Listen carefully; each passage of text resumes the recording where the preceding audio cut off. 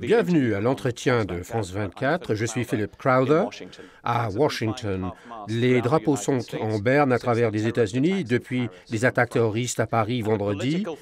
Les retombées politiques commencent à se faire sentir. Le président Obama est de plus en plus sous pression pour changer de stratégie dans la lutte contre le groupe État islamique. Une partie de cette pression est faite par notre invité, le sénateur républicain de l'Arizona, John McCain, président de la Commission des Forces armées du Sénat. Merci d'être avec nous. Je vous en prie.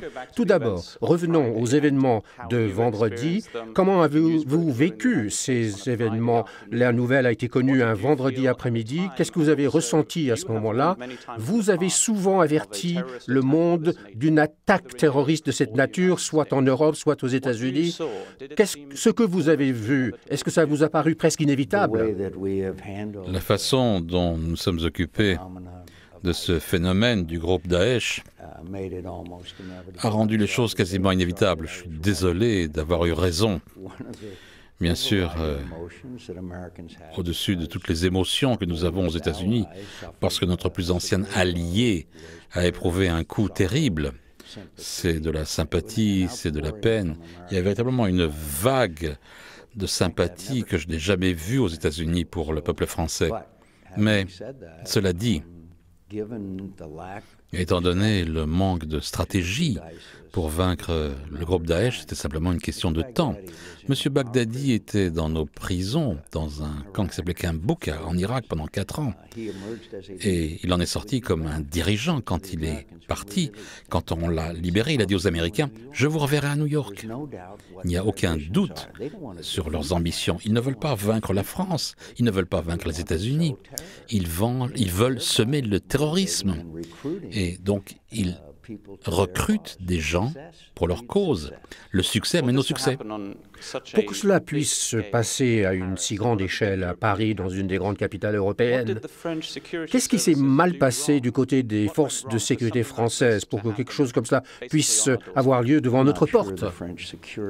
Je ne suis pas certain que les forces de sécurité françaises aient mal agi ou, vous savez, avec ces flux de gens qui vont, qui viennent, il y a ici une opération extrêmement complexe. Je ne peux pas blâmer les services de sécurité français, mais ce que je peux blâmer, c'est les États-Unis d'Amérique, leur manque de leadership. On aurait dû voir de quoi est fait ce mouvement. Lorsque nous avons quitté l'Irak, il n'y avait pas de groupe Daesh. C'est l'enfant naturel d'Al-Qaïda et c'est l'enfant naturel de Bachar el-Assad. Et donc, nous l'avons regardé grandir, grandir et grandir, et maintenant, il a des tentacules à travers tout le Moyen-Orient. Et est-ce qu'il y a d'autres avertissements d'attaques dans les semaines et les mois à venir? Vous avez dit au Sénat hier, il faut écouter leurs paroles en vous référant à leur dernière vidéo dans laquelle ils se réfèrent spécifiquement à la ville où nous sommes aujourd'hui, Washington, D.C. Est-ce que vous vous attendez à une nouvelle attaque terroriste ici même? Je ne sais pas s'il va y avoir une attaque, mais je crois qu'il y a une menace significative d'attaque. Le directeur de la CIA a dit hier qu'il y avait des opérations en cours maintenant, c'est-à-dire qu'il y a des plans pour des attaques. La question c'est, est-ce que nous sommes capables de prévenir ces attaques? Et le directeur du FBI a dit également que le groupe Daesh pose une menace directe pour les États-Unis d'Amérique. Je crois qu'il a raison. Depuis les attaques à Paris vendredi, les militaires français ont augmenté leurs opérations en Syrie avec de nombreuses frappes sur le fief de la ville de Raqqa. Et on a dit que les militaires français vont travailler étroitement avec les militaires américains. On parle de coopération militaire. On sait qu'ils vont partager des renseignements. Mais qu'est-ce que ça veut dire exactement la coopération militaire entre les États-Unis et la France? Eh bien, j'espère que ça signifie qu'on va partager les renseignements, qu'on va avoir des raids aériens communs, que nous aurons toute coopération possible, et ça signifie partager les renseignements, les cibles, toute façon de travailler ensemble. Mais il y a une question légitime. Toutes ces cibles qui ont été touchées par les Français et dont vous êtes si fiers, mais où étaient les Américains tout ce temps-là? Pourquoi est-ce que les Américains n'ont pas touché ces cibles-là? Nous avons eu une politique tellement restrictive sur la façon de frapper ou frapper qu'il est évident que depuis un an, il n'y a eu aucun dommage significatif causé au groupe Daesh. Parlons de la politique américaine. Nous avons parlé ensemble il y a 2 ans. Vous avez parlé d'un manque de stratégie de la part du président américain. Maintenant, on l'incite à changer de stratégie. Que devraient faire les États-Unis? Vous avez parlé de troupes au sol. Qu'est-ce que vous voulez dire? Eh bien, des troupes au sol, ça signifie environ 10 000 Américains avec une coalition de pays arabes, peut-être aussi avec des pays de l'OTAN et même la France. On pourrait donc être sur le terrain avec une couverture aérienne pour pouvoir attaquer le groupe Daesh. Ils ne sont pas invincibles, ils ne sont pas imbattables, mais aussi longtemps qu'ils ont cette base et cette capacité, qui n'était pas le cas d'Al-Qaïda, alors ils vont être capables d'orchestrer à travers des attentats aux États-Unis aussi. La deuxième chose à faire, c'est qu'il faut avoir un bon équipement, une bonne formation, et la seule façon de le faire, c'est d'avoir une zone d'exclusion aérienne. On pourra alléger la pression sur les réfugiés. Donc, ils ne seraient pas bombardés par Bachar el-Assad, le grand boucher de l'histoire du Moyen-Orient. Le président français François Hollande, a déclaré la guerre. Il a dit que la France était en guerre ce même vendredi soir.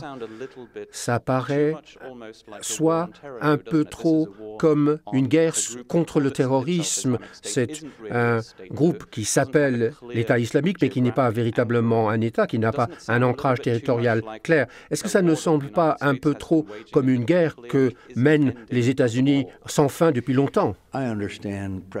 Je comprends très bien le président Hollande et la réaction du peuple français à cela. C'est une guerre, mais c'est un autre genre de guerre. Mais je crois que lorsque l'on tue des citoyens d'un pays et que l'on commet des actes de terrorisme, ça ne peut être décrit que comme une guerre. Mais il faut le décrire exactement de quel type de guerre il s'agit. En passant, j'ai beaucoup de respect pour le président Hollande, mais très fermement, je suis en désaccord pour un rapprochement avec les Russes. Les Russes soutiennent Bachar el-Assad, qui bombarde et massacre 250 000 de son propre peuple. Pourquoi est-ce qu'on a ce problème de réfugiés? Pourquoi est-ce que les terroristes qui attaquent Paris sont arrivés par la Grèce en se faisant passer pour des réfugiés? En raison d'une politique qui a permis cette situation de se détériorer en Syrie au point où les gens n'avaient qu'un seul choix, c'est de partir. Vladimir Poutine, son ambition est totalement différente des nôtres. Il veut maintenir Bachar el-Assad et ses larbins au pouvoir. Ils veulent avoir un rôle majeur au Moyen-Orient. Ce n'est pas l'ambition des États-Unis d'Amérique, ni l'ambition de la France. Mais inévitablement, sur le front diplomatique, ces pays doivent se rassembler. François Hollande va rendre visite à Washington mardi prochain. 2 jours après, il sera à Moscou pour rencontrer Vladimir Poutine. Il veut bâtir quelque chose qu'il appelle une grande coalition qui inclurait Vladimir Poutine. Est-ce que vous êtes sûr que ce n'est pas une issue possible pour que tout le monde, d'une manière ou d'une autre, s'entende diplomatiquement? Est-ce qu'on peut ignorer le démembrement de l'Ukraine?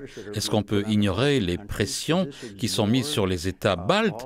Est-ce qu'on peut ignorer toutes les politiques, toutes les actions de Vladimir Poutine qui sont en directe contradiction avec tout ce que nous soutenons, tout ce que nous croyons? Est-ce qu'on va dire « Allez, oui d'accord, vas-y, continue en Ukraine » et probablement le printemps prochain, il fera des mouvements additionnels en Ukraine. Et c'est ça, il y a quand même un standard moral. Regarder un pays être démembré et ensuite, dans une autre partie du monde, en raison de l'opportunisme, dire qu'on va coopérer avec lui et lui permettre de continuer ses ambitions qui sont totalement différentes des nôtres. Nos opinions, notre ambition, c'est de défaire Bachar el-Assad. La sienne, c'est de maintenir Bachar el-Assad et ses larbins au pouvoir. Daesh a tué beaucoup de gens, mais Bachar el-Assad a tué 250 000 personnes. C'est lui qui a mené à cette crise des réfugiés. Et qui est-ce qui soutient Bachar el-Assad? Vladimir Poutine. Donc, sans lui autour de la table, Dans quelle direction se trouve la transition politique? John Kerry a dit récemment qu'une transition est très proche et pourra se faire dans quelques semaines. Est-ce possible?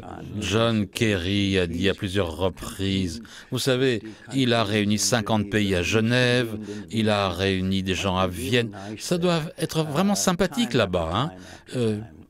Occasion après occasion, réunion après réunion, ça ne va pas prendre fin avant que Bachar el-Assad soit parti.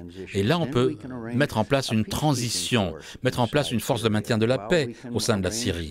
On pourrait mettre en place aussi que la société civile prenne les rênes du pouvoir. Est-ce que ça sera facile? Non, mais ça sera beaucoup mieux que le statu quo actuel, bien sûr. Bachar el-Assad, qui est soutenu par Vladimir Poutine, c'est le type qui a tué des milliers de personnes avec des armes chimiques. C'est un criminel de guerre. Finalement, quel est votre point de vue sur le retournement d'opinion aux États-Unis depuis les attaques à Paris vendredi? Ce retournement d'opinion concerne la réinstallation des réfugiés syriens ici aux États-Unis. Des douzaines de gouverneurs des États américains disent qu'ils ne veulent plus de réfugiés syriens dans leurs États respectifs. Est-ce que cela ne va pas un peu trop loin, trop vite? Les gouverneurs ont vu des preuves que des réfugiés passés par la Grèce et l'Italie, au moins un, et ont commis ces actes de terrorisme. Ils n'ont pas confiance en ce président. Ils ont raison, dans la mesure où ils doivent être convaincus que les bonnes procédures soient mises en place. Et en passant, moi je dirais que des gens qui disent qu'on ne prendrait que des chrétiens, mais c'est pas la foi chrétienne. Aime ton prochain, ça c'est notre foi. Je suis chrétien, mais je crois que nous sommes tous les enfants de Dieu. Donc moi, je comprends la position des gouverneurs à cette exception près. C'est l'obligation du président et de l'administration de montrer que les bons processus seront mis en place pour éviter que nous voyions une répétition de ce qui s'est passé à Paris. Sénateur, merci d'avoir été avec nous. Vous avez regardé l'entretien sur France 24 avec le sénateur John McCain. Restez avec nous pour notre couverture des attaques à Paris et de l'enquête.